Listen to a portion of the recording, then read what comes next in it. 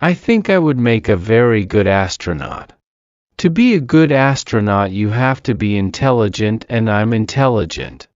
You also have to understand how machines work, and I'm good at understanding how machines work.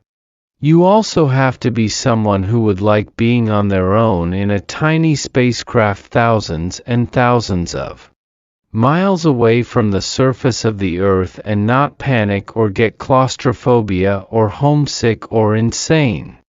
And I like really little spaces, so long as there is no one else in them with me.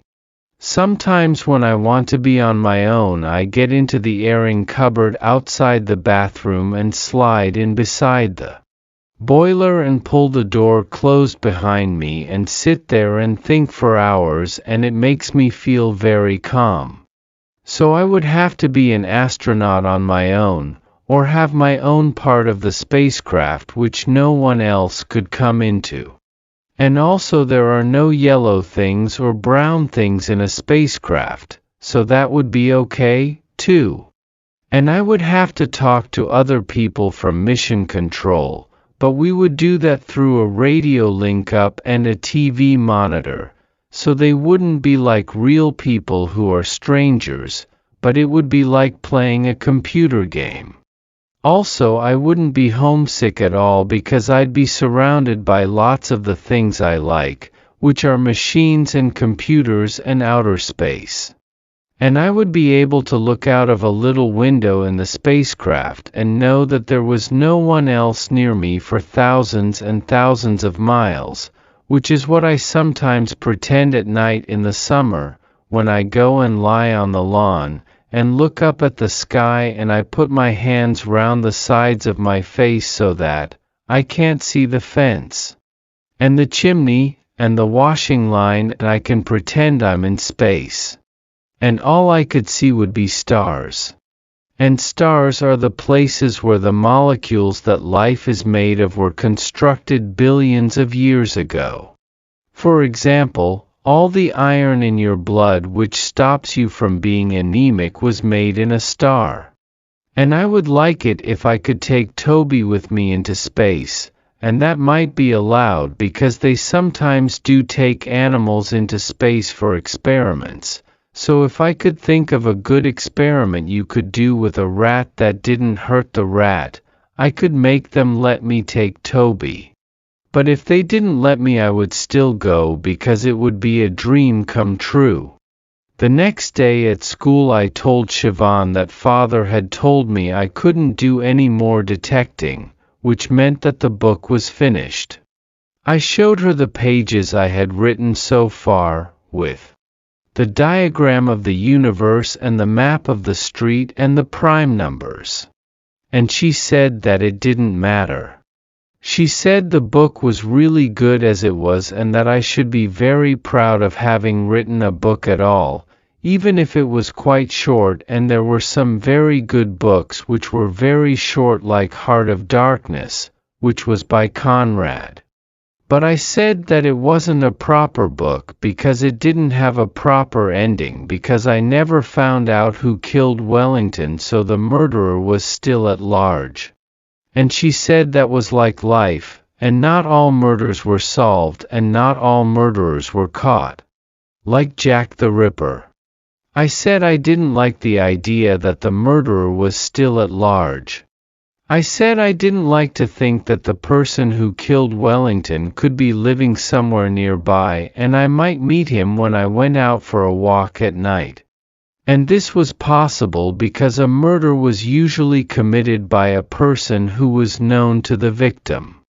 Then I said, Father said I was never to mention Mr. Shears's name in our house again, and that he was an evil man, and maybe that meant he was the person who killed Wellington. And she said, perhaps your father just doesn't like Mr. Shears very much. And I asked, why?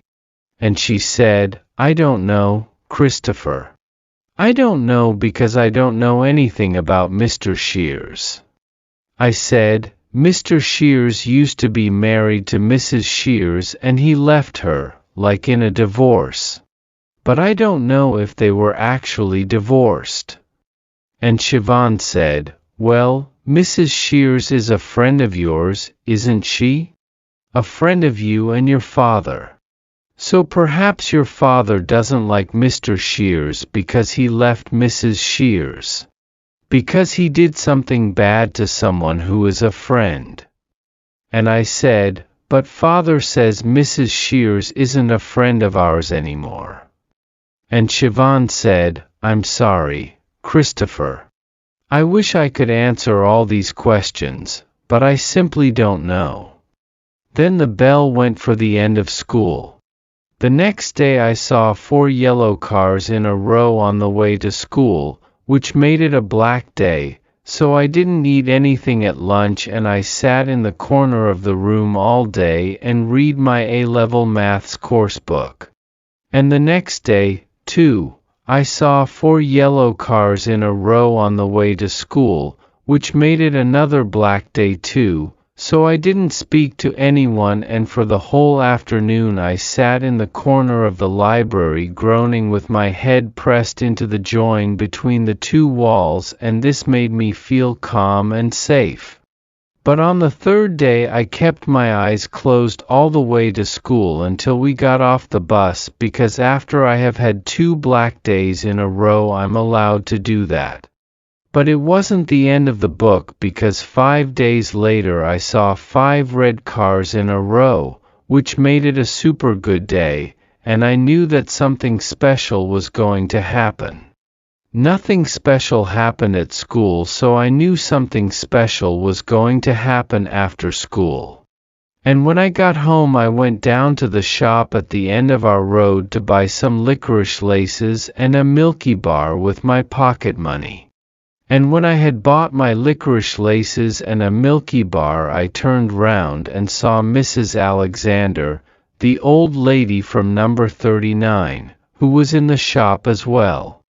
She wasn't wearing jeans now. She was wearing a dress like a normal old lady. And she smelled of cooking. She said, "What happened to you the other day?" I asked, "Which day?"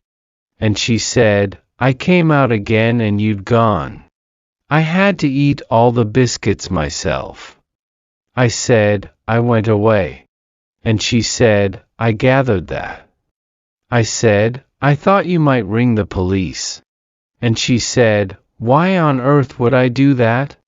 And I said, "Because I was poking my nose into other people's business and father said I shouldn't investigate who killed Wellington.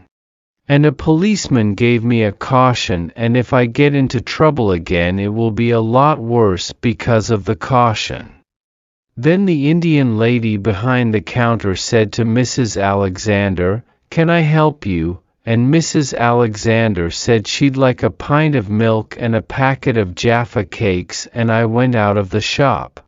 When I was outside the shop I saw that Mrs. Alexander's dachshund was sitting on the pavement. It was wearing a little coat made out of tartan material, which is Scottish and Czech. She had tied its lead to the drainpipe next to the door. I like dogs, so I bent down and I said hello to her dog, and it licked my hand. Its tongue was rough and wet, and it liked the smell on my trousers and started sniffing them. Then Mrs. Alexander came outside and said, "His name is Ivor." I didn't say anything. And Mrs. Alexander said, "You're very shy, aren't you, Christopher?" And I said, "I'm not allowed to talk to you." And she said, "Don't worry. I'm not going to tell the police, and I'm not going to tell your father, because there's nothing wrong with having a chat. Having a chat is just being friendly, isn't it?" I said, "I can't do chatting." Then she said, "Do you like computers?" And I said, "Yes. I like computers. I have a computer at home in my bedroom." And she said, "I know. I can see you sitting at your computer in your bedroom sometimes when I look across the street." Then she untied Ivor's lead from the drainpipe. I wasn't going to say anything because I didn't want to get into trouble. Then I thought that this was a super good day and something special hadn't happened yet, so it was possible that talking to Mrs. Alexander was the special thing that was going to happen. And I thought that she might tell me something about Wellington or about Mr. Shears without me asking her, so that wouldn't be breaking my promise. So I said, and I like maths and looking after Toby. And also I like outer space and I like being on my own. And she said, I bet you're very good at maths, aren't you? And I said, I am. I'm going to do my A-level maths next month. And I'm going to get an A grade. And Mrs. Alexander said, Really? A-level maths? I replied, Yes. I don't tell lies. And she said, I apologize. I didn't mean to suggest that you were lying. I just wondered if I heard you correctly. I'm a little deaf sometimes. And I said, I remember. You told me. And then I said, I'm the first person to do an A-level from my school because it's a special school. And she said, Well, I am very impressed. And I hope you do get an A. And I said, I will. Then she said, and the other thing I know about you is that your favorite color is not yellow. And I said, No. And it's not brown either. My favorite color is red. And metal color. Then Ivor did a poo and Mrs. Alexander picked it up with her hand inside a little plastic bag, and then she turned the plastic bag inside out and tied a knot in the top so that the poo was all sealed up and she didn't touch the poo with her hands. And then I did some reasoning. I reasoned that Father had only made me do a promise about 5 things, which were: not to mention Mr. Shears's name in our house. Not to go asking Mrs. Shears about who killed that bloody dog. Not to go asking anyone about who killed that bloody dog. Not to go trespassing in other people's gardens. To stop this ridiculous bloody detective game. And asking about Mr. Shears wasn't any of these things. And if you are a detective you have to take risks, and this was a super good day, which meant it was a good day for taking risks, so I said, Do you know Mr. Shears, which was like chatting.